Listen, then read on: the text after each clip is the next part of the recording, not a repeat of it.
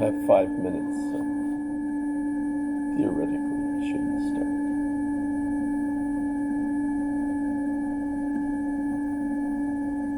Anybody have any good jokes?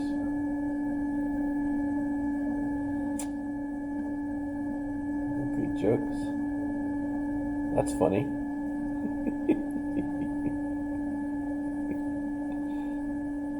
What is a good joke anyway? And why do we tell them?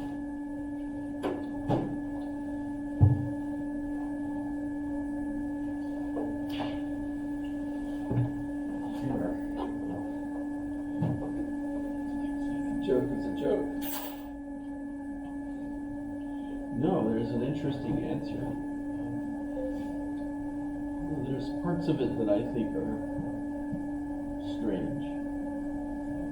One is that males tell jokes and women laugh.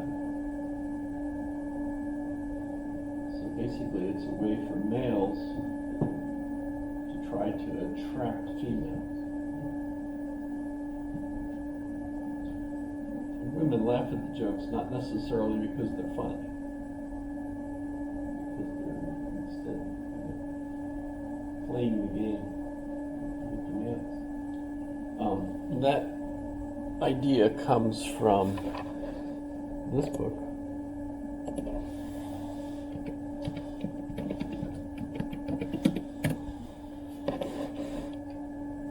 Spell it right inside joke.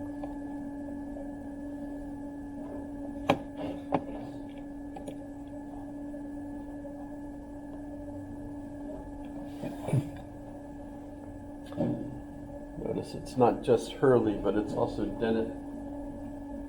In fact, the other authors were students of Daniel Dennett. But so it's a logic book. So the first thing is what are jokes really? And the idea is that we've evolved a response to reward ourselves biochemically when we solve a problem. We have a problem. We solve it. Yay, we feel good about it. And that apart from typical problems, jokes offer us a problem that's deliberately set by someone. So they set you a joke. They get it ready, and then there's the pun, which is essentially the solution to the problem. And so once you hear the solution to it, you get that reward, the biochemical reward that you've solved the problem. So in a sense, it's a evolutionary, biological, biochemical adaptation to encourage problem solving. And so it indicates intellectual skill or rationality or ability to solve problems, all of which are good traits. We all agree. It's good to be able to solve problems. And so that tends towards the first thing I mentioned, that he argues that for the most part it seems like men are the ones that tell jokes and women laugh at them. So that's not, of course, true. I mean, everybody laughs at jokes and everybody tells them, actually. I don't know. You try to measure how many comedians are male and how many are female, and so that's interesting. And it's nice when they write a book that you can not only agree with some of it and disagree with some of it, because that makes it more fun to read that book. By the way, that book also has lots of jokes in it. Although often they're not posed in a way to be funny, because they're like, so here's a joke. What makes this one funny? Under what circumstances? So it's like a dry analysis of funny things. I brought this up because my first thought, well, we had about 5 minutes to waste. You don't really want to waste time. That's unchristian. But in any case, I brought that up because I asked the class, does anybody have a good joke? And no one did, which I thought was funny.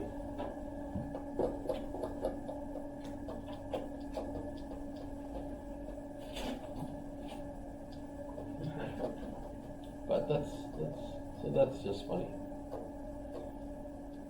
Now one seems like they're in the mood to laugh, though. You know, it's a Monday morning, your weekend's over, and the suffering is about to begin, depending on how you look at your weekend, I suppose. That could have been funny too, but you know, I noticed that everyone's actually in agreement. Suffering is what happens during the rest of the week. No, that could be funny. All right, so that's Daniel Dennett inside jokes, and I don't think they give you any jokes in this. However, all right. So we were on John Locke, and that's actually what we're supposed to be discussing today, if I'm right. Today is March 4th. That's true. Yes. So in any case, I already started talking a little bit about him, but the quiz question was, what do you think of his materialism? And I got some interesting responses, especially since we hadn't discussed Locke's materialism yet and what's wrong with it. But basically, John Locke, following this chain of reasoning, you know, from Hobbes, Galileo, etc., is thinking of the world and us in it as machines. So everything is like a clock. Like, you know, if we go back to that video where they're in the clock room of the son, Michel, was the scene, by the way, of that movie Mind Walk, which is a little island with like a monastery and castle kind of on it. There's a village, actually, tourist thing. There are people who live there, but actually it's basically a tourist thing in between France and England, although it's walking distance from France when the tide is out. So that's just neat. I've never been there physically, but of course I visited it not only through that movie, which gives you quite a lot of it actually, but also through Google Earth, which is kind of a neat thing. But in any case, you get the idea. You know, this is the clock metaphor that you can't really blame just Descartes for. Remember, these are like a whole milieu of folks that are all in conversation with one another. Descartes just happens to be one of the ones that people point at and say he's more important than Montesquieu or any of the other French or whatever philosophers of the day. So he's kind of the icon of this way of thinking, and you get the idea that we're all machines. What's the basic unit of everything for John Locke? My thinking is that it's atoms.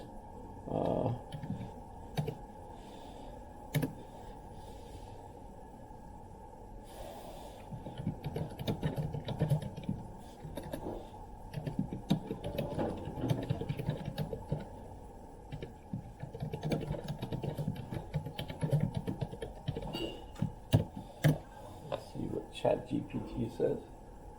Oh, okay, so a corpuscle. Sounds funny, doesn't it? Corpuscularian philosophy. That's interesting.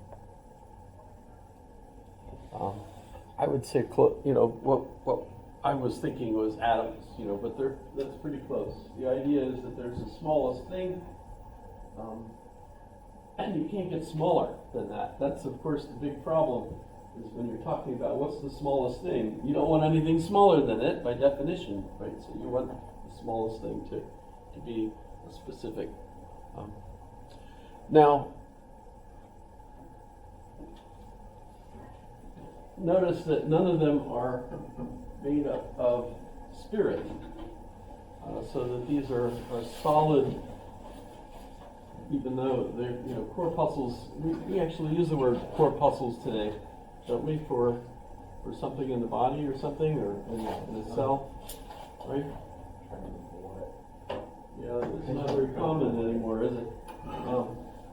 We use the word atoms, but remember, atoms is certainly wrong too, because we figured out a way of splitting atoms, and so atoms aren't the smallest thing either. Even though, remember, that's the Greek word for uncuttable, right? We'll see that Leibniz uses the concept of monad, which just means a one, right? A one thing, But in any case, the materialism comes in by saying that all of these corpuscles were created and are basically all mixed up and arrange one another into things, and so on. And these things have all been created at the beginning and are only changing as a result of the Galilean motions in physics, essentially. And as a result, his theory of materialism that explains the universe, or the cosmos, is essentially, universe is Latin, by the way, cosmos is Greek, so they actually mean the same thing in two different languages. Of course, in English, we have the benefit of speaking multiple languages and thinking it's English, which, of course, makes it really difficult for someone to announce that English is the only language we have, when English isn't really a language, it's actually a hodgepodge. Well, let's not go that way. You get the idea. In any case, I've got a whole bunch of foreign words. We don't use the word foreign anymore. We used to have a Department of Foreign Languages, now we just have a Department of Languages. I don't remember what year that happened. It just all of a sudden, their website changed it, and they were just the Department of Languages. So that's just true.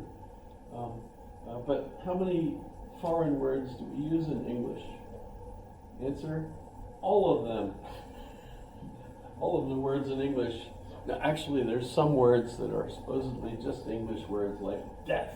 I think that's hilarious. When you open a book, it says, what words were originally English? Death is one, Oh, that's not very cheerful. But so, you end up with a world that's basically a clock, and then it becomes an issue, does God have to come in and respond to prayers and such?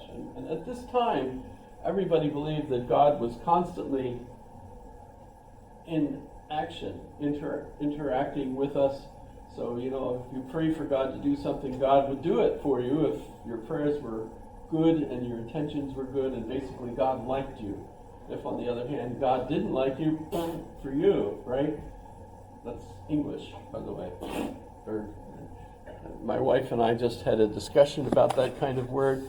She's, when she watches the news now, she keeps giving, to whatever, is coming across on the news. And last night she referred to that as strawberries. And I looked at her and said, no, those are raspberries. And then it, of course, dawned on me, why do we call them raspberries? Well, because they're not strawberries. They're not oranges. No one is laughing in here this morning. I think that's hysterical. Exact country of origin is not specified. For raspberries? Yeah, so Oh, it's not? Yeah. I think it's Turkish.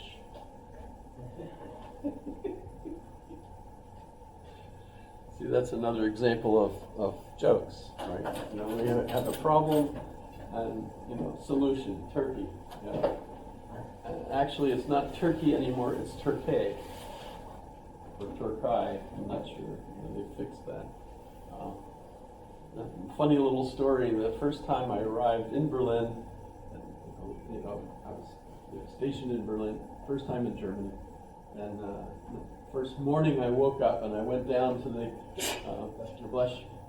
Gesundheit, etc. I went to eat at the chow hall, basically, on the Kaserne, which is the post, right? And I went in, and I thought, here's my first chance to practice German with Germans. And so there were, people behind, the counter that were not military, that were doing all the cooking. These are Germans. Said Guten Morgen, and wanted to start a conversation, and they all just looked at me. What? And I realized, okay, so my German is really not as good as I thought it was going to be, right? Because apparently the Germans don't understand what I'm saying. Holy shoot. Well, guess what? Not a single one of those people were Germans. They were all Turks. I also discovered that when you order a turkey club, they just look at you with, it's on the menu. It's on the menu, turkey club. They just look at you like, so you cannot get a turkey club even though it's on the menu.